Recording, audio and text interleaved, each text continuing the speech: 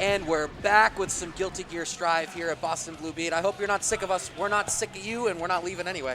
Welcome back. Dormancy coming in hot already. We are just shy of top 4. Ready to jump in on our winners finals. Off rip, Kenny versus Kazam, and Kazam has made the leap off of Milia. Yeah, this is going to set the tone for the rest of our matches tonight for sure. Both these players do very well here frequently, and I'm sure most people are used to Kazam on that Milia. You thought it was a pain before. Now they have a character with like a tool set. Right. Yeah, so y'all can't see it because we haven't switched over just yet, but you can see it there in the bottom third of your screen. Kazam on the Testament now.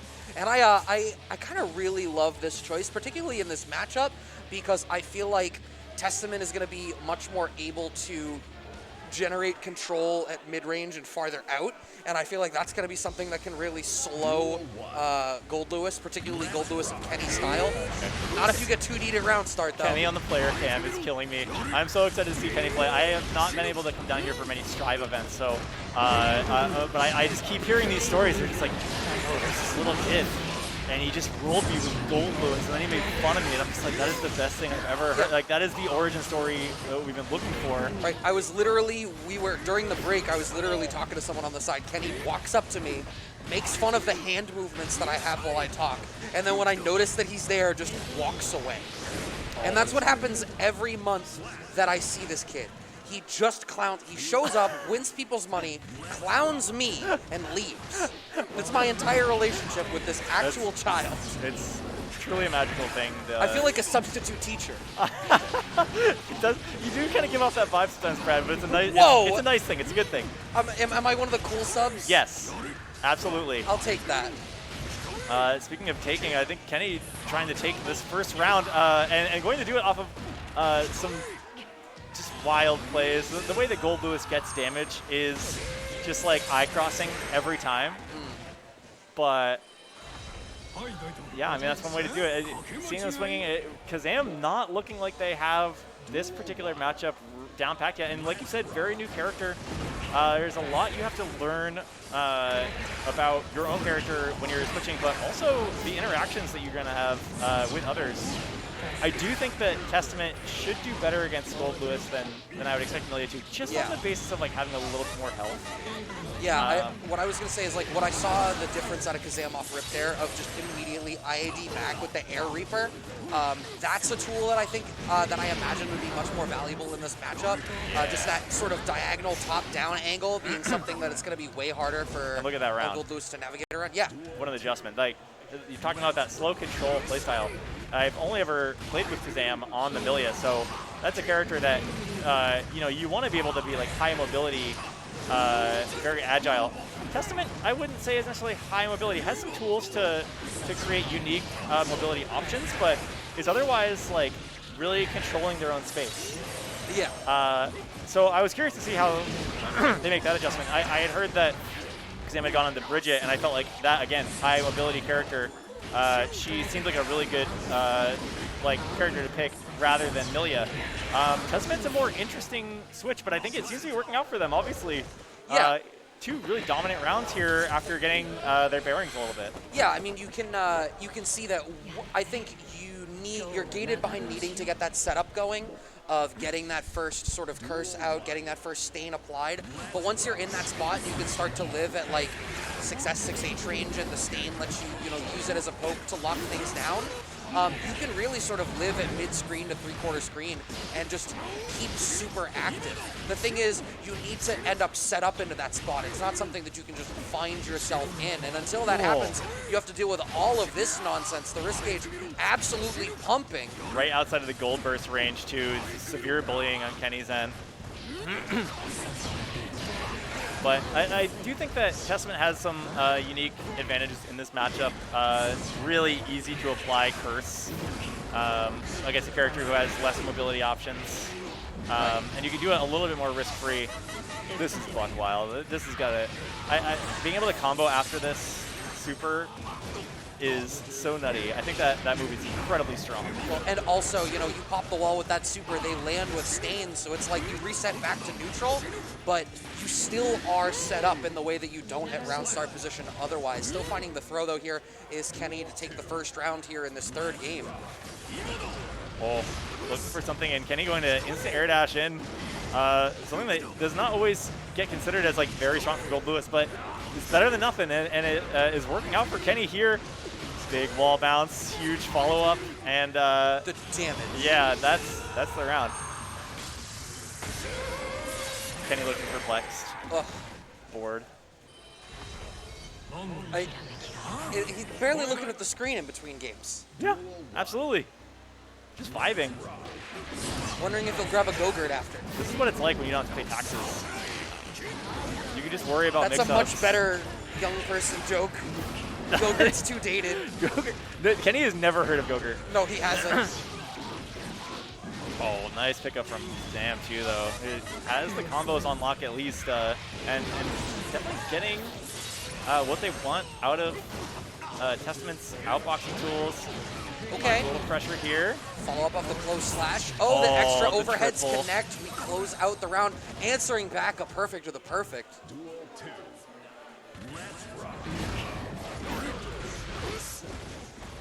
Oh. Okay, huge gold burst. Getting out of the corner situation like that and giving yourself all that meter. Again, we've seen the super with the follow-ups. Huge control tool, even when it's not getting hit. Reversal here, we're just going to spend it. Okay. Yeah, I mean, we had the extra bar behind it, so why not use it to take the guaranteed turn? But, yeah. I think you're dead here. Yeah, you're looking pretty dead here. I don't know. I think with a 100 meter like that, is there a way to you're still alive. Wow, unbelievable. I mean, that is something dash about up Millia. 2P. You would not still be alive. Yeah, there's minimal guts. I feel like you could get the same interaction there out of 50 meter, but maybe it's a little harder to set up. The slow startup of Testament's moves does create some like interesting problems in setup, as you were talking about. Once you get started, you have a lot going on, but you have to get there first. Yep, we're in behind the stain, just starting to really pester this corner position.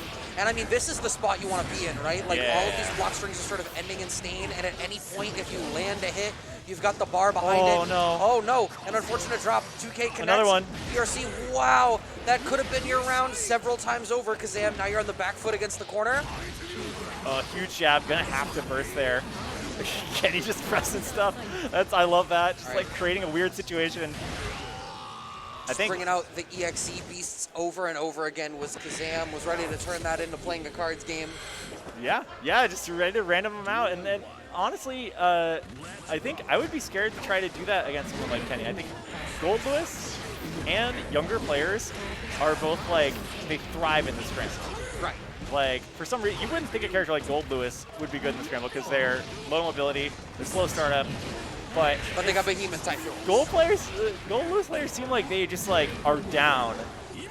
And like, right here, that jump in would not work for anybody else. Oh, okay, nice check. That's so scary. Okay, this is going to be damage. No, actually, we're going to go for corner instead. Smart. Oh, and it's blocked. The drone covers it. We're going to be able to pick up after that, and it is set point here for Kenny. They had 50 meter, but I don't think they could RC because I think that traded. Yeah, I think you're right. I think they weren't able to make that safe. Right, no anti-airs as Kazam is jumping out of the corner. The pressure has started, but we saw Kazam very nearly choke out of this situation just in that last round. 2K check comes out from Kenny. Wow, flying in with a Typhoon. All right, minigun comes out for the first time. You really just want the knockdown from that, but the damage is nice to have. Okay, partying now. Okay. Nice RC. Chain stacking these overheads. We got the red RC in the back. That should be enough of this wall break. This is true final round. Really amazing game to start off our streams tournament tonight. Going to that final round 2-2 situation. Two amazing players. And Testament definitely paying off for Kazam. Oh, just a little too far out, but I guess you're okay with being that far out, even if you drop the combo if you're not getting swung at, right? Oh, you hate to see it. What's going to happen here? Okay. Just going for some chip. And Testament on 100 meter as well. God, you yeah, had the that's a pickup. anti-air No, on that? no follow-up, that sucks. Kazam, I mean, it's new character dilemmas, right? Yeah, the, for sure, The Testament is still fresh. We've surrendered so much space on the screen. Wow. We did have the red RC in the back, but we're not going to need it. The EXE piece keeps them safe. Kazam wins the set 3-2. Looking like a very effective counter pick from Kazam. I don't know the match history of these two in past events. I know that Kenny does well here. I know that Kazam does well here, but I could see Kazam not liking Millia into Gold Lewis just for the sake of like risk. Sure. So to be able to like sort of downplay that risk a little bit, be able to play a little safer. We saw Kazam got so much advantage off of those corner situations that were like not really something you could poke out of in a very meaningful way. Yeah. Just like throw the crow, proc the stain, go back to a range where like things are not punishable. By then, crow is back for another hit, and like just maintaining it. It almost in some ways is like the ram corner loop, where you have plus frames, you have a situation, and if you guess right in the situation, it's not so much like a poke out as it is like okay, time to leave. Right. Yeah, and I guess in that sense, it's less destructive, right? Like one of the things about Ram is like she gets you in that loop, but she's got the damage. Right. The Testament has the damage, but it's it's a little bit less. Conversions are a little bit less scary. Yeah. We saw throws just lead to a reset rather than a full combo. And I also think, right, that if you pop the wall with Succubus Super, then the fact that it maintains the stain state through the reset means that you can feel secure taking that and still go back to mid-screen in a position that's advantageous. That's right? really like, strong. It doesn't interrupt the sort of generation and consumption of the resource that is the stain state. And no one else with that kind of like screen-related setup really gets that, right? Like Jacko's minions, you get the meter back, but they leave the room. Right. Bridget Yo-Yo does not stick Goes around. away. I'm not really sure how it would. Zato, I mean, Zato, if Zato you, kind of. It depends on if you pop the wall and you stick with Super and you still have, you either use Sword if you don't still have Shadow, or you don't, or you can use the big shark one. Shark. Yeah. Otherwise, and you can generate the mix-up as long as you still have Eddie, but it's not like you just get right back into the left-right in the same way. Like you still have to move in and sort of generate that opportunity for yourself. Yeah. Whereas like at that round start position with Stain already on, and you have Oki, you do 6H or 2S as Testament, and it's like, all right, boom, you've consumed Stain. You have frame advantage after, like you've meted them and maintained frame advantage. Yeah. And you're now in the position to consume that resource after. It looks like we are loading into, I think this is going to end up being, so LuckyD is certainly sitting down. The question is whether this is LuckyD versus Origami to get into loser semis, or LuckyD versus Zonic in loser semis. It looks like it is LuckyD versus Origami, and the names are reversed. LuckyD is certainly the Kai player. Yeah, seeing LuckyD on the Kai, I think everyone expected Axel or something into the game, but very different experience than Dalsum. No fireball. I blinked. How is Origami already at level 2 blood? Oh, Nagaruyuki is broken. Right, yeah, I forgot for a second. Sorry, carry on. Yeah, I think they probably did 4 or 5 special moves in the first second of the game, and then now they're good. Right, silly me, I forgot. Has the PRC in the back. That 2H, is that 2H going to be enough? Oh, that YRC was, I think LuckyD wanted to be in the position to try to capitalize on the blood stuff. Oh, blood was gonna pop. Yeah. You had to know up back was the thing. Okay, so Origami is clearly cashing the hell out of these. Stocks and bonds, they are not hanging on to their bar mitzvah money. No, absolutely. And I think you have to be able to watch the blood meter and predict the grab, but at the same time, it is very scary. You should be watching the screen too. You got to make sure you know what's happening to your character, but this is playing against Nagaruyuki is so much more like matchup knowledge dependent than you would expect it is. It feels like the character's doing a lot of damage and causing a lot of trouble, but you have to consider the mobility options when the character's at high blood, right? Like your horizontal mobility changes pretty drastically when you can't risk popping your blood meter. It can be really hard to track that stuff, and you can track it by seeing how many times you've gotten hit by the stupid sword. Or you can track it by how many times you've gotten hit by like plus frames on Gamma Blade, right? Like it's going up, it's going down. That grab is going to put you in a scary place no matter what.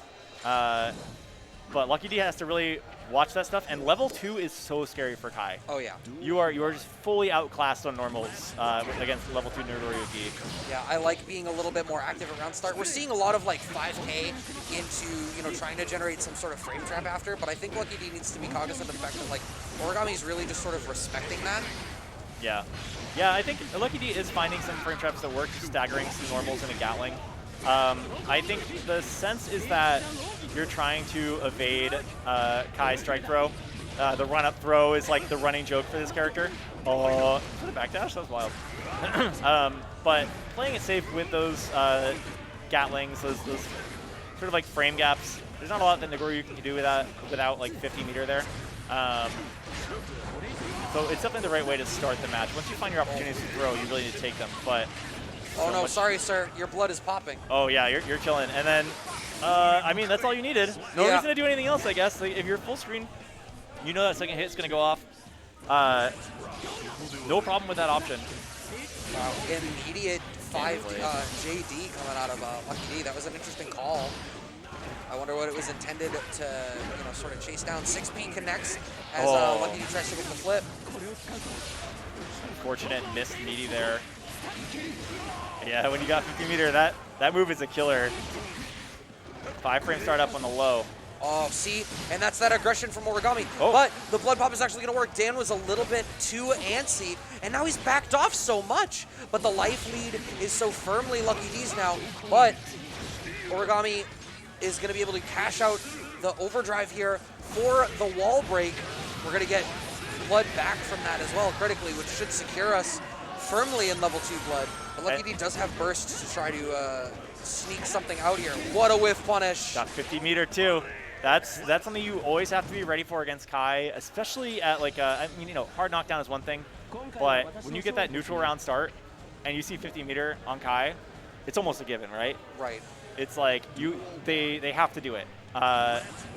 Blood meter becoming kind of an issue for Origami, flying a little too close to the sun in this last match, and even when LuckyD didn't catch on to it in the last round, that is something to consider for the future, right? Yeah. You say, oh, okay, this happened twice now, like, I can kind of bet on this.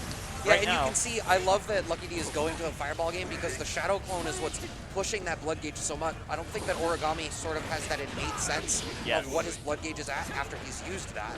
Because it's really like 2 of them and he's risking popping. Yeah, yeah. And right now, kind of realizing that he can't use that, right? Like, trying to find ways to push those sword normals so as to be able to like re-engage with that gamma, because otherwise you're just going to find yourself losing the projectile game. This is something that oh yeah, missing the combo there too. That's so important. Like that far slash is like total magnet hands. Oh, had to be ready for the burst there, unfortunately. The only way, oh, he's Punish? Just barely knocking on. No, he is going to pop. So Dan just needs to slide. Doesn't even need to slide. Just dashes forward. Far slash. Closes out the round. Origami continuing to lose on the blood pops. Yeah, yeah. And here we see the Gamma Blade. LuckyD maybe going into the air to counteract that. I think if this game is playing all around LuckyD's Fireball right now, then they're playing into LuckyD's plan, right? Exactly. Like, because knowing, oh, nice overhead, I love that. Classic. Not a lot of damage, unfortunate, but you got positive advantage, and really, like, LuckyD's had plenty of like success just using this Fireball game. Right, over a decade. Yeah, yeah. If we blow up beyond, it is just so traditional. All right, never had to deal with this before though. Command grab, RC, full damage. We still have that negative blood bonus, so we are in specials mode, but no, we're back. Nice. YRC on the Rekka chain, pressing the issue forward. Close slash connects, but okay, we're chasing down the backdash. I don't know if I love that burst from Origami. No. Like the sequence was over. Blood going up. Oh, it jumps right into it. Dan's sort of reeling back in his chair. Y'all can't see. Oh, no, you can see the player cam because it folded out on the page. But yeah, I think I think Origami needs to chill for like a second. You know, Yeah, like if you're just dealing with, Dan is throwing air fireball, and you can see that Origami is getting frustrated and is going to Shadow Clone a lot, but like you're not at a life deficit. The zoning isn't something that's generating an active threat for you. Dan needs to get back into your range in order to capitalize on the shock state.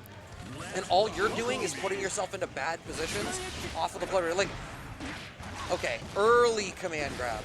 Yeah, and you can get a lot off of this. It's risky, but it's arguably worth it, right? Like right here, we're already looking at positive bonus. We're already looking at a hard knockdown.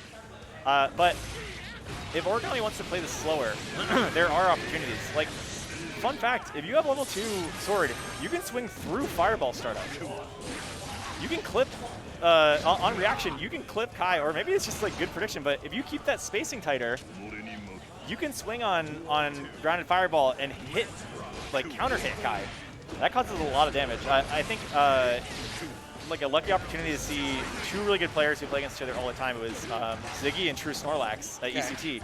Played this matchup in top 8, and it was so like Nagoriyuki dominant, because if you keep a tight spacing back here, like you don't have to pressure, and if that fireball game happens, like a little closer than that move, that stand heavy is just going to dominate the entire thing. It's going to force Kai to like slowly approach. Right, look at the amount of blood gauge that Origami is sitting at. If Origami cashes out any special move, he is popping. He really needs to rely on his normals right now. Goes for blue RC. All right, that's going to earn him just enough space.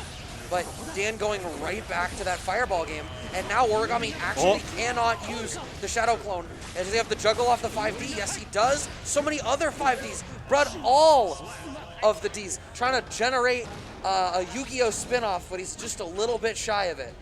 That reference is cursed. I don't get it. I don't know. I haven't seen Yu-Gi-Oh for a little while. Bandicoot is kind of weird. Okay, we're going into it. I think that RC is another tool that you have as Nagoriyuki when you're looking at a lot of blood. And you kind of have to use it to like manage the meter, right? Okay. I think that's what you were speaking to, though. He's using 5H, and it's sort of favorably trading with the fireball. It is so scary to fireball into 5H range. Stun Dipper, red RC behind it. Oh, the late cancel on the 2H gets a counter hit starter. No, that's so sad. There's definitely an ender to that leads to a bunch more damage. LuckyD wishing that was on the table. Oh no, get the dust. That's okay, we're still in it. And look, with this range, you can be pretty happy there. That slow play is definitely what you want to be doing. As bad as you want to go in on something like this. All right. Oh, that was actually a punish. It did punish that string there. Wow, okay, set point now for LuckyD.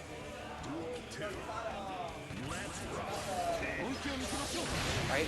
Okay. Oh, Gamma through. Thought you could approach. That's really smart. Really leaning into the fireball game and finding solutions that force LuckyD to think about that follow-up. Oh, the grab. Oh, trying to bait the burst. You save your burst if you're LuckyD in this spot. You absolutely There's no way he bursts. Please don't.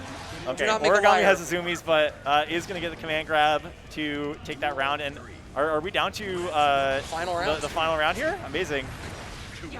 Oh, there it is! Oh no, Gold Burst whiffs. But if Dan is able to slow this down just enough, we're in that spot where that blood gauge management starts to be a problem for Origami. Very slight life lead now for Dan. 6K would have had frame advantage. So much damage on deck for Origami here. Okay, blood meter looking a little bit better managed. Wow, gets out of the YRC but does not have a follow-up to deal with it. It can be punishable. Right, going for frame traps. Up backs from Dan. He's so worried about command grab. That was such a long wait. Gets the jumping back throw. Pulling it together. Origami really did find those like personal adjustments. You don't often think about when you talk about adjusting in a set. A lot of the times it is in relation to your opponent, but really Origami was losing to their own like game plan a little bit in those first games. And so to reel that back, that takes a lot of I don't know, that takes a lot of metal. It's like being able to get into the mix there. Yo, what's up? It's Dom. Hey Dom, how are you? Good to see you. Doing good. It's just destroyed my backpack. It's fine. No big deal. Didn't need it. Being able to reel that back and say, like, okay, I need to manage my blood meter better, and finding those the ways to do that through your sword normals, through like all of the other strong tools this character has, like. Yeah, I think while I agree with that, I think there's something to be said that yes, Origami made adjustments to their own game plan to sort of correct on their mistakes.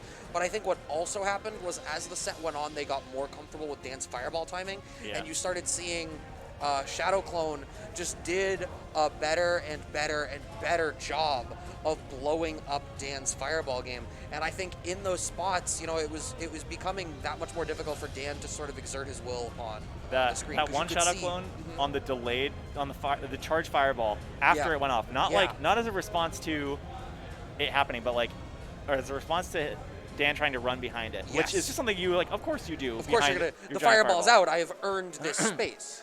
And Gamma Blade, as Nagoriyuki, denies that completely, but it's a very rare tool that does that. So in order to like wait until the right moment there, hypothetically Origami could have done it right on the rip, so, like saw the charge and been like, no thanks, bye, but got like a full combo off of that.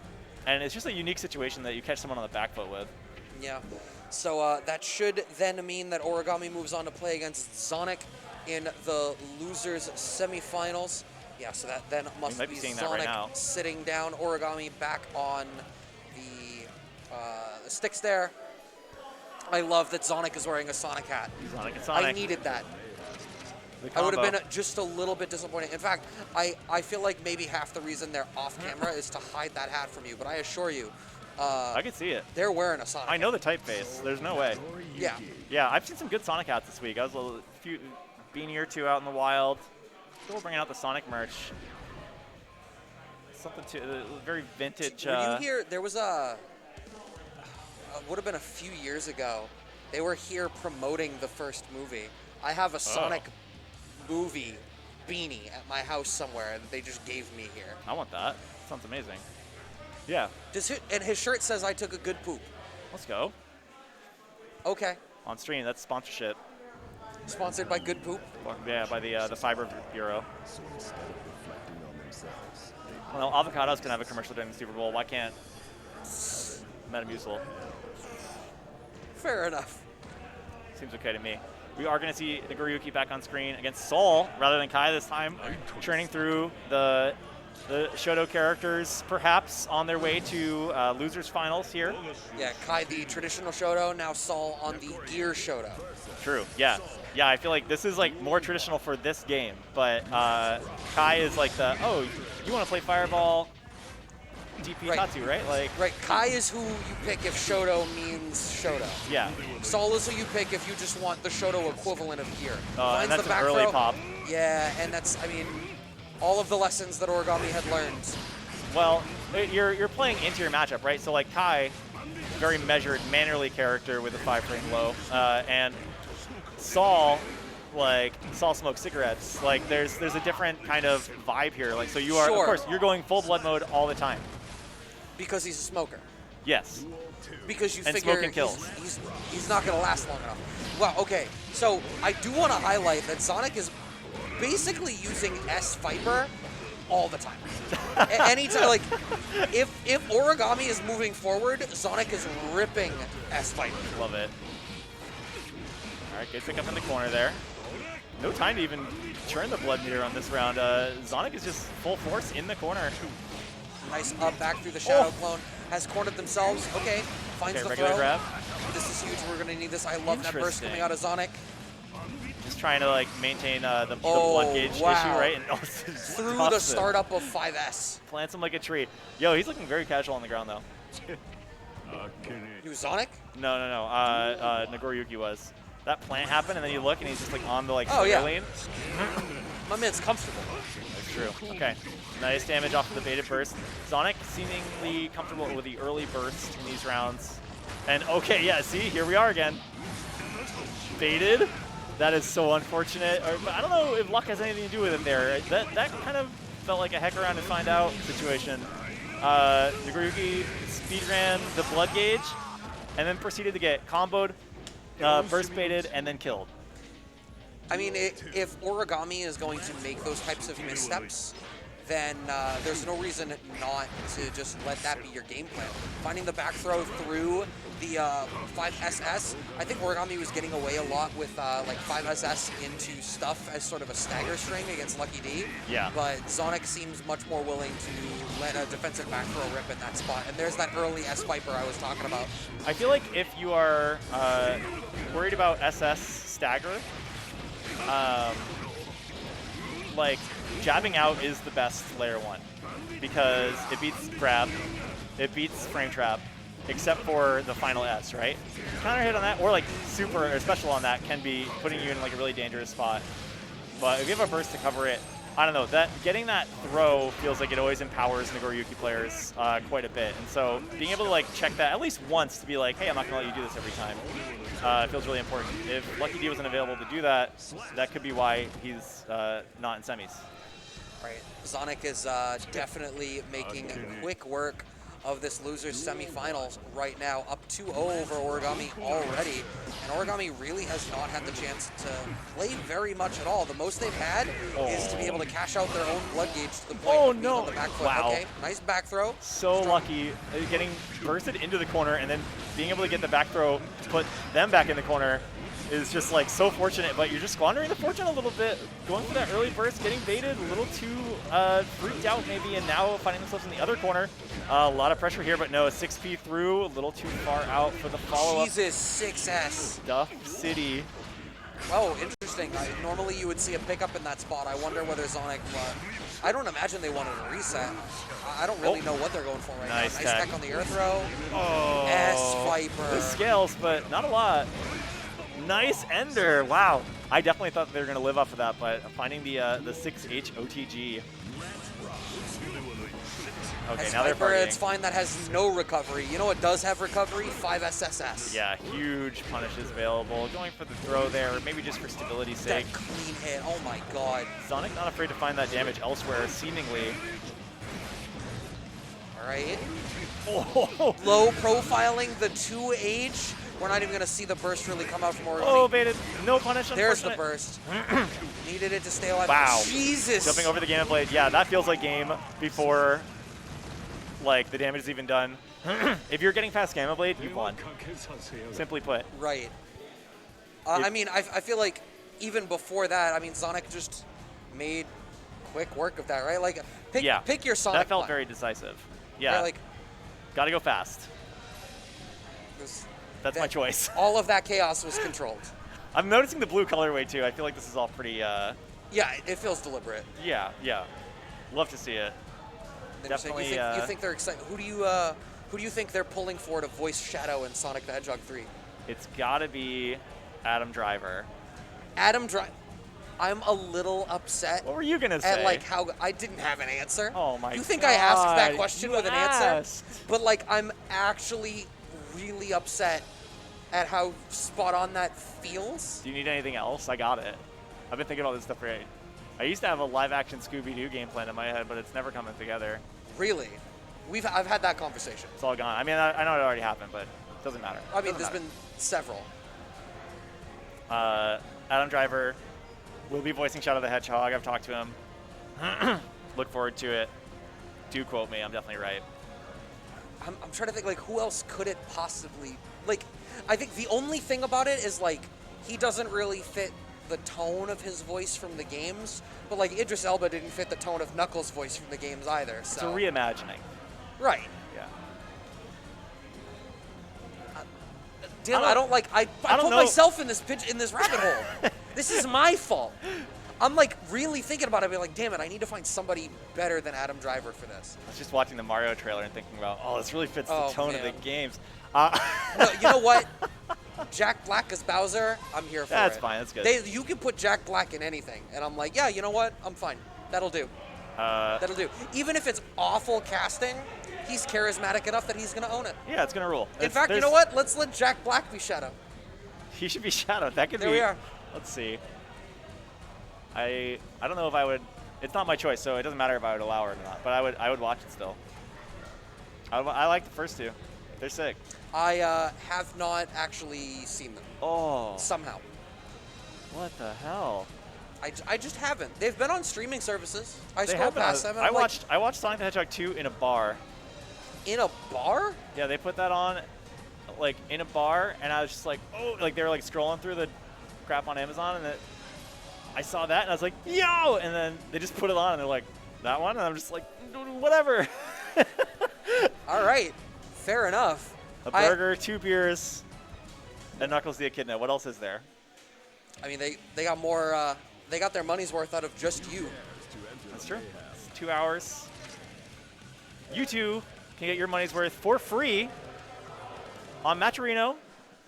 We've got Professional segues. situations for all of our, or at least many of our tournaments here. So please take a look-see at the Matcherino page. If you haven't entered anything that has spare codes, go ahead and do that. There's also ways to add money to those tournament pots through sponsor quests and your own money, and just a lot of different ways to sort of pad the winnings for our players tonight. So please check that out. Please check out Sonic the Hedgehog 1 and 2. They're sick. And please check out, are we looking at Losers Finals here? Yep. With Kenny? Kenny. Who just let out a big yawn talking about bedtimes earlier. I think we might be reaching the bedtime buff. Got to wrap this thing up. Yeah, It's I don't know. Gold Lewis time. I did see from both looking at the bracket and the Voice of God, both have confirmed for me that these two played in the winner's side, and Kenny was the one to send Sonic down 3-0. I don't think, yeah, I think being like a go-hard Saul player against Gold Lewis sounds really tough. Yeah, I mean, here's the thing about Kenny is, like, I've never seen anybody dissuade Kenny from that's the thing. playing the way that he wants to. I think Kenny also plays this way, just with a very different character, right? Also, does Kenny color pick to match opponents? We saw red earlier, which I guess wasn't really like dead on, and then now it's blue and blue. I don't know. I've never really paid attention, but maybe. I feel like trying to suss out the like the normally metagame of like a young kid from is like probably I'll never get there, right? Like I'll never have any clue. But it seems to be working. Kenny's up again around here with Gold Lewis. Early JK comes out of Zonic to try to already forced to be a little bit slower than we had seen in the previous matchup. Oh, nice cross up, good blocks. Okay, that is a wild trade. Not a ton off of it, but you know, you can almost guarantee 5K will get you somewhere, right? Oh, this is so scary. Oh no, we're fine. A little far out. Right, drone comes out, S-Viper. All right, partying. Sonic is going to have burst back in a moment. No, they miscalculated their distance, drops the dust loop in the corner. Right, there's that burst. Needed to represent it, but we're still going to get smoked out. There's OTG? I think it did. There is so much control of the screen available with those Behemoth's Typhoons. Yeah, I mean, that is why it's scary to play like aggro Saul in this matchup, right? Like, you are always running the risk of just like running into a swinging coffin. It's very pitfall. All right, nice wall stick here. We're gonna get positive bonus. That does change your options quite a bit. Utilizing RC in this game, people are getting more and more creative as like the meta develops for Strive, and I think RC can make it a little bit not only safer to stage that offense, which is working out great for Zonic in this round, but also it allows you to have more creative ways to like bait a response, right? So you could go in with a Viper, RC backwards, and then punish the attempted whip punish, right? Oh no, burst baited. Kenny's gonna get, if not big damage, but at least advantageous corner control. Oh, wasn't necessarily ready to churn out the overdrive as a result of the forward dash. You get to bring that bar with you, but it's not necessary. Just swinging it, yeah. Happy to cash out. Oh, just wow, that got him. Not a lot to say about that one. Oh, and the follow-up too. I wonder if you could have threaded in another coffin hit in between those smart bomb ticks. All right, sending out the drone again.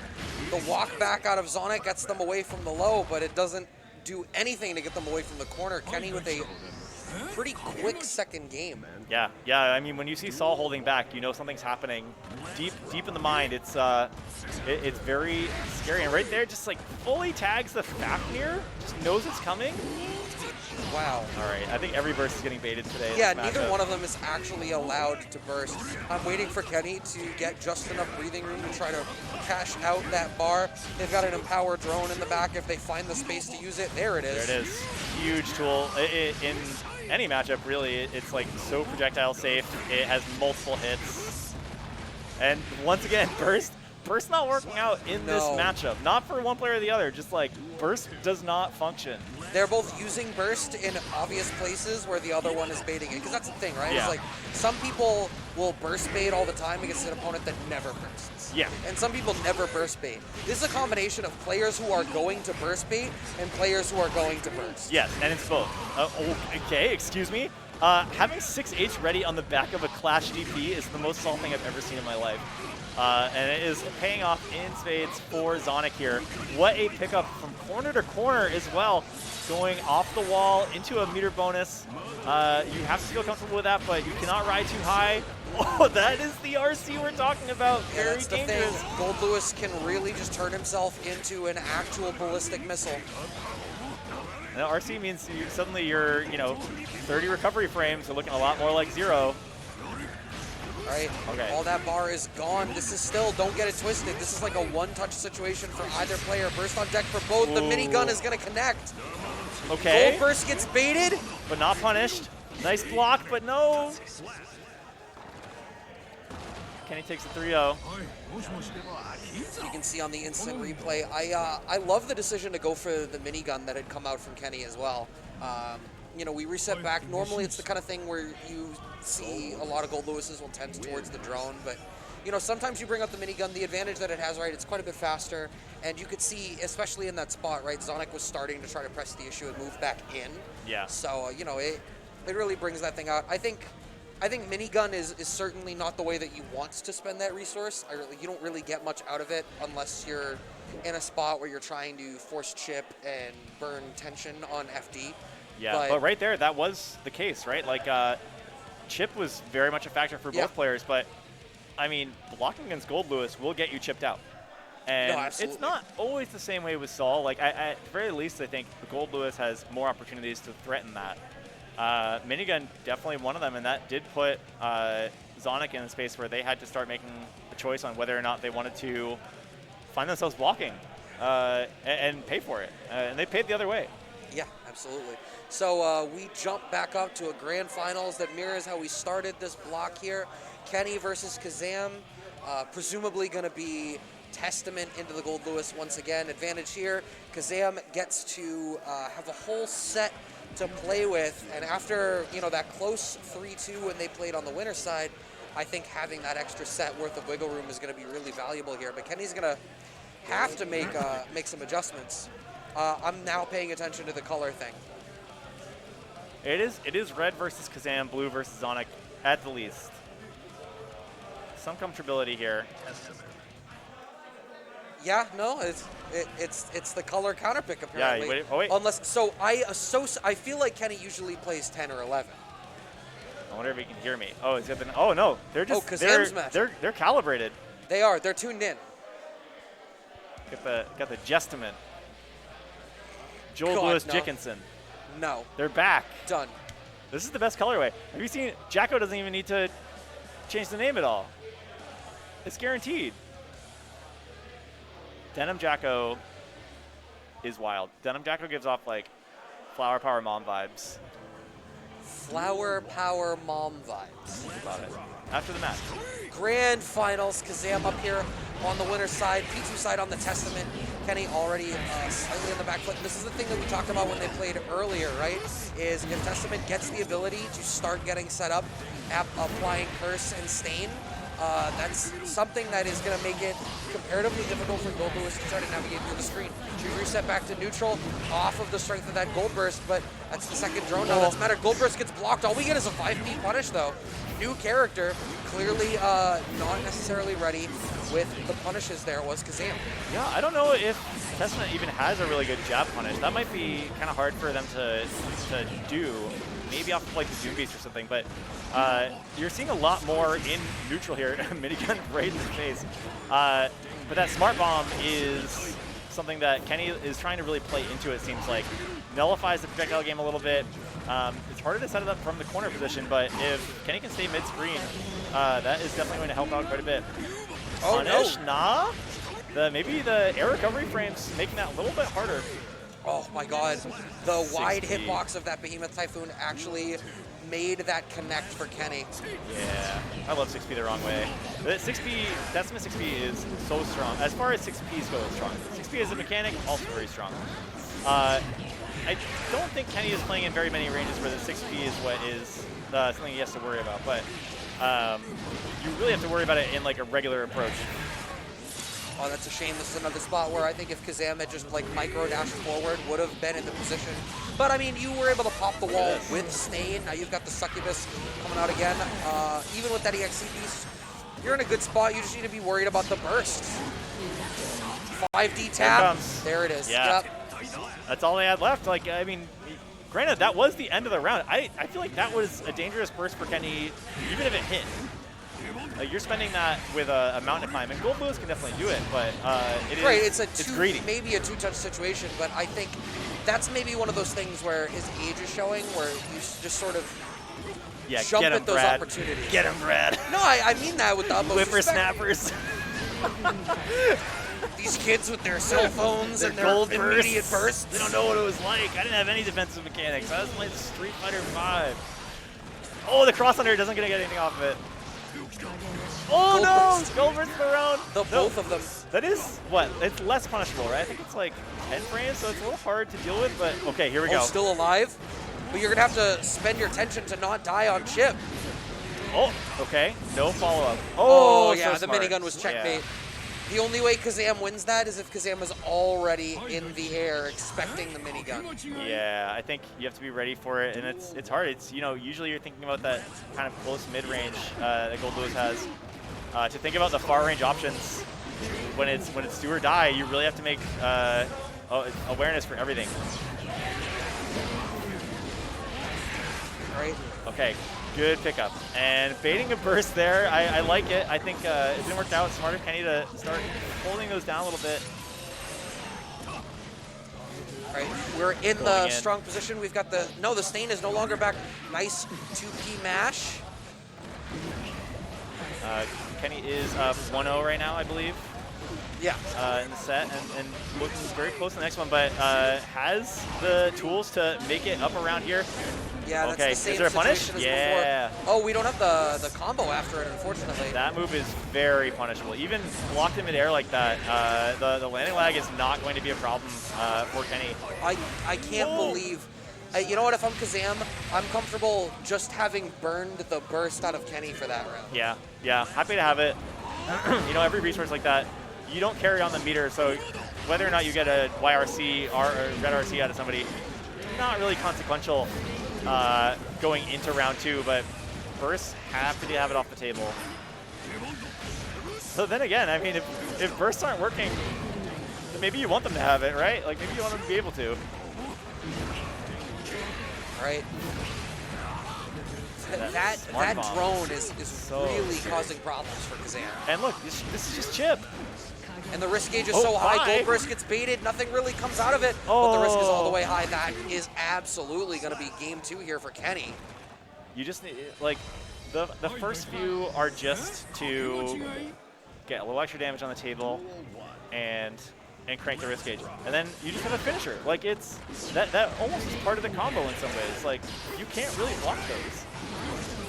Okay. It's certainly not safe to take them. Yeah. You know what? Using EXE Beast as the answer when the drone comes out, I don't dislike it. Just to be able to represent something that sort of bypasses the need to linearly engage with the drone is a big difference maker.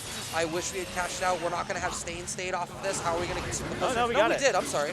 I wonder if it was just there before. Got him. Yeah, I think Doombeat's definitely a strong challenge to the Smart Bomb, just so that they can't get like Oki after it, but getting over it, even after that, can be really hard. Doombeat also has a lot of recovery, so I don't know what the interaction looks like after you get that knockdown. Well, I think what had happened earlier was it blew up the startup of it, which is obviously, I mean, it's not trivial to just kind of let happen. But you see, Kazam is sort of trying to use it more proactively in a spot where it's like, yeah, Kenny's in a range where he's going to use the drone.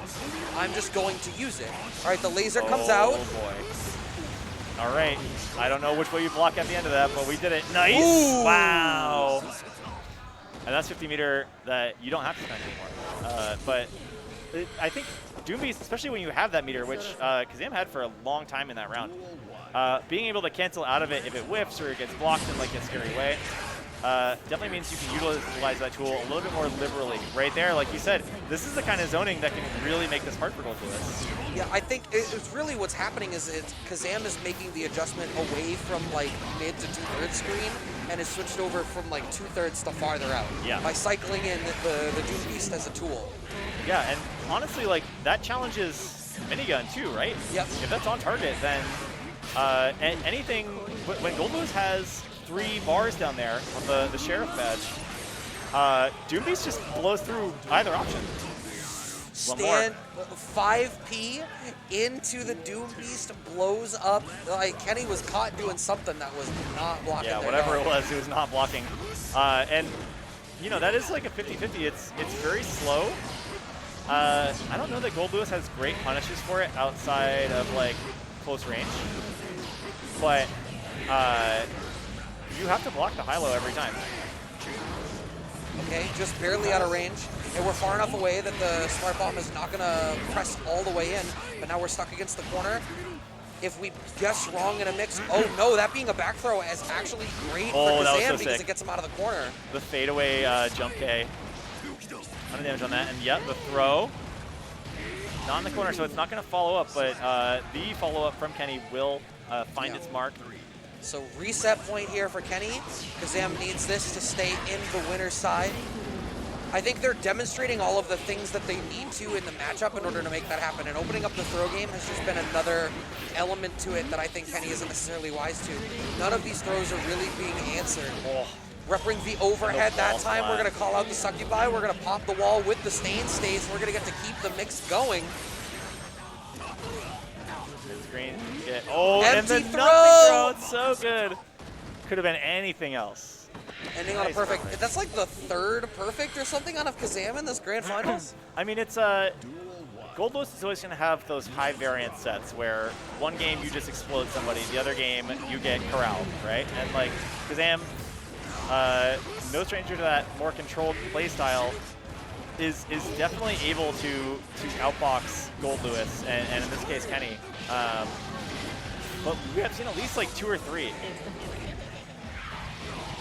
This is going to be a fairly decent equalizer. We're going to consume the stain, get the wall break. We're not going to be able to. We're going to have to reapply stain at some point after 6H right into the Smart Bomb. Oh, and disappears. Oh, so scary. Oh, there's so much meter there. That is a kill. That was a really explosive round off of that 6H. We are back on reset point here for Kenny. Oh, boy. That was far out. We haven't seen that as a round opener, I think, at all. We have not. No, you are right. You save it for that touch of death, you know? Okay. Stain state. Friends are out. Right, pressing the issue. We're back to limbs. I think maybe there's this idea that you have to innovate away from the throw game, but the throw game was working. Right there, though, the jump out, going to kind of call the bluff on the throw game. And we are not done with this combo, but we might be done with this this set. Kenny going to reset here on Kazam off a side switch RC into a boatload of damage also. I mean, you come to expect that with Goldlewis on screen. But, geez, I mean, that, like, having the awareness to not only get that corner switch, but then say, like, oh, I have enough to kill on this. Like, a lot of people would be concerned about the scaling. I think if you're a Goldlewis player, you are not concerned about the scaling anymore. Sure. Why would you be? Like, characters like 80% you have the regularly. you have the full might of the U.S. military. Like, scaling is not an issue. Yeah. All right. Post bracket reset grand finals, Kenny and Kazam. They are one set apiece now, with Kazam having sent Kenny to losers up in the winner's side. We are back on the yellow. All right, early burst coming in. I do like that burst. I think getting the corner, very important. But Kenny fought out very quickly, and we are going to see, again, side switch, RC, big damage. Seems to be a winning strategy for Kenny today. Yeah, I mean, once you get in the pocket, I think that's the thing, right? Is like, I think Kenny needs to understand that if we get outside of like round start position in neutral and Kazam is able to get set up, that's it. The round is probably not going your way. Good air throw. Oh, didn't have ready, but another throw. Just getting a little bit more damage on the board. Strike throw is the name of the game. Oh, what Baited? a bait.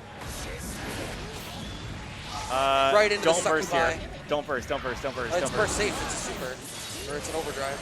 Yeah, but it would have kept going. But now, you have to wonder, is Kenny going to spend the burst? No, it's going to get thrown. Fun fact, you can burst in that sequence if they do a really bad job, and that is to say, if you hit them while the super is going off, you can burst the extra hit the Testament does. Oh, I see. But if they're really far away, which they should be because they're Testament, the burst is just going to win. It's a really bad idea. But I have burst out of that before. It's just not, frequently not the right thing to do. Right, and this is the position that Kazam wants to find themselves in. Kenny onto the back foot, Bird being up. zoned out in the corner. Two beast, high or low. Jesus. Yeah. Yeah, I mean, without the mobility that some of the rest of the cast has, if you're Gold Lewis, I mean, all you can really do is, like, maybe you guess right and then turn yourself into a torpedo by launching off, you know, Air Behemoth Typhoon or 6H. Yeah, if you have RC, you've got some bizarre options. But look at it, just trying to thread the needle on this stuff from this range. We talked about that adaptation from mid-screen to full screen. Seems to be the right move for Kazam here, taking pretty much an entire health bar like 3 to 4% of the time. That was, you know, we talked about players earlier in the day having to guess 3 times right. Kazam didn't have to guess at all, but he did have to do that 24 times. Yes. Well, that's the thing. Like, Kenny had to guess right 24 times. 24 yeah, times. yeah, at least once out of 24 times. Probably a lot more. This is such a rough spot to be in. We're absolutely going to have the damage on the back. Perfect answered back with a perfect. That's just this matchup, apparently. Yeah, I mean, there wasn't a lot of guesswork there either. It's block, which sucks, or get hit, which sucks. So you know, it's not a 50-50. You're just kind of beat. Right. It really is about that corner control. I think a lot of this game is played in the neutral and then one in the corner. Yeah, no, absolutely. We have the stain in the back. Doom Beast connects. Doom Beast. When and how is Kenny going to consume the burst? You know what's another thing, too, is with Kazam playing at this range, burst is a non-factor. Yeah, absolutely. Which, yeah, well, now that you say that, I'm not so sure. I feel like this could be a little more dangerous. And we are in the corner, but okay, yeah. As soon as Kenny popped the laser and I saw Kazam had bar, I was like, Kazam is going to overdrive Doom Beast. Everyone gets a super tonight. All right, 2 games up for Kazam post-bracket reset. Early gold burst. Oh. 100 meter does a lot for Testament, too. We are going into hard knockdown with Stain. And bar behind it. And look at the damage on that. That is nothing to joke about. I think this character hits very hard when they get set up. Yeah. Well, and like they hit hard when they're set up, 1, but 2, after those hits, they're still set up and they go back to being like a mid-range machine that is super annoying to play against. Yeah, huge momentum capacity for Testament. Love the teleport. Out, back in, play this game in neutral. I think one of the difficulties is, if Kazam miscalculates the crow and the crow goes over, that's been one of the big things. That's what I talked about. I've seen turning himself into a torpedo. Okay, look, that hits. That you cannot RC after that. You're trading with the barrel. Nice up back. Oh. We needed a YRC, Kenny. Or Kazam. Kazam. Kenny loved what happened there. No, all about it. He's staying alive. Early 6P, just like that, we're set up. The crow is out. Here we go. The zoning plan, but now we're back in that mid screen. Kenny very comfortable in mid. Okay, baited. Not going to see anything out of it. Oh, no, there it We're is. going to see a burst bait. Kenny gets a game on the board. Kenny's burst bait was too strong there. He baited it a solid, like, 106 frames before it came out. But it worked. I mean, Kazam was so high up, too. Like, that's a spot where a burst doesn't even really make... Like, that's such a bad spot to burst in general. Yeah, it's tough. It's, you know, there's not a lot you can do in that position against Gold Lewis, but when you're on that last bit of health, okay, that's a rough one. The fact that we've circled back around to Kazam getting called out for bursts and Kenny being able to win off of burst baits is kind of crazy. Yeah, it's bizarre. It felt like Kenny was in such a, Kazam was in such a dominant position post-bracket reset. And, you know, between just getting more comfortable dealing with the Doom Beast and also navigating around the Crow a little bit better, it's made such a difference for Kenny. Well, you're seeing a switch in style right there, too. Teleport in, a little more aggressive. We expected to see Kazam as full screen as possible the whole time, but to do that, catch Kenny off guard, is definitely helping out. Please, OTG, no! Oh, no! You don't want this to happen. Chill.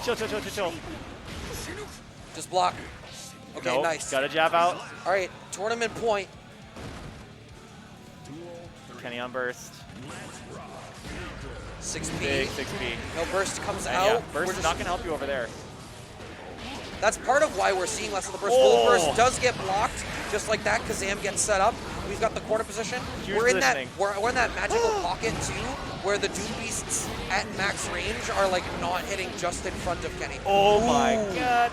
That pickup. I think any touch here with super could do it.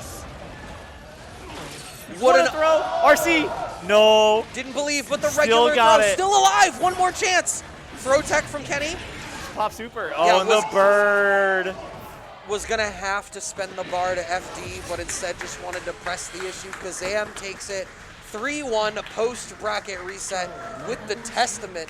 An interesting character swap coming out of Kazam, but I gotta say, I liked seeing it. I loved the adaptations around it. And what was really cool about getting to watch that over the span of the 3 sets was watching all of the different ways that they were adjusting their game plans around each other. That's one of the things that's really cool about watching fighting games, right? Is that you get to watch the way the matchups develop based on what the players are bringing to it. Yeah, huge adaptations from both players across the 3 sets that we saw them play. And ultimately, dominant fashion for Kazam, who found that footing in the spacing. And that really sealed so many of those winning matchups for them. I do think it's an interesting character swap. I think the Testament is still very underrated. I think this character is up there with some of the best.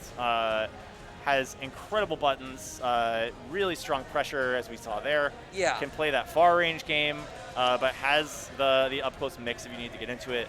I think the thing that holds Testament back is that for a lot of characters in this roster, they absolutely produce damage. Yeah. And I think the thing with Testament is when Testament gets their gameplay loop going, right? It's a lot of interactions that lead to little bits of damage and then cycle back into themselves. I think it's one of the same things that held Milia back, for example, where it's all right, sure, you have a really strong toolkit, you have great mobility, you have great buttons, and you have set play. The problem is the highest tier of this game, characters are killing you in 2-3 guesses. So Testament, like Milia, like who else? Bridget is kind of like that as Chip, well. Chip after Chip he is lost kinda like J2K, where it's all right, you've got all of these things that lead to a good character.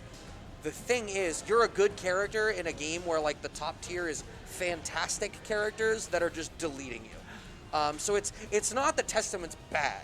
It's that there's 3 or 4 characters that are so strong that unless you have an answer to them, that's part of why Happy Chaos, Happy Chaos is great, yeah. But Happy Chaos also goes favorably against a lot of the other top tiers in the game. If Happy Chaos just beat the same characters the top tiers beat, I don't think we would be talking about Happy Chaos in the same way that we are. No. I mean, if Happy Chaos could be strong but could get run over by somebody, and it's not how the meta shakes out right now. Yeah. That being said, I think you might want to go back and watch some of these matches and look at the big red life bar that Testament makes sometimes, because I think the character does can do that chip away damage, especially in a safe position against someone like Gold Lewis. But when you see those corner combos go off with the super render, on Gold Lewis. That's a big life And bar. while I'll give you that, that was against Gold Lewis. Show me that against a Ramlethal.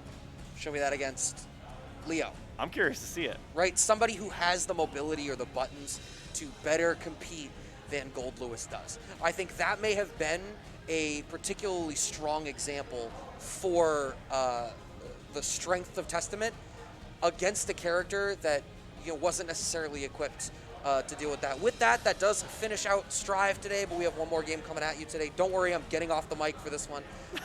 But we've got BlazBlue CF coming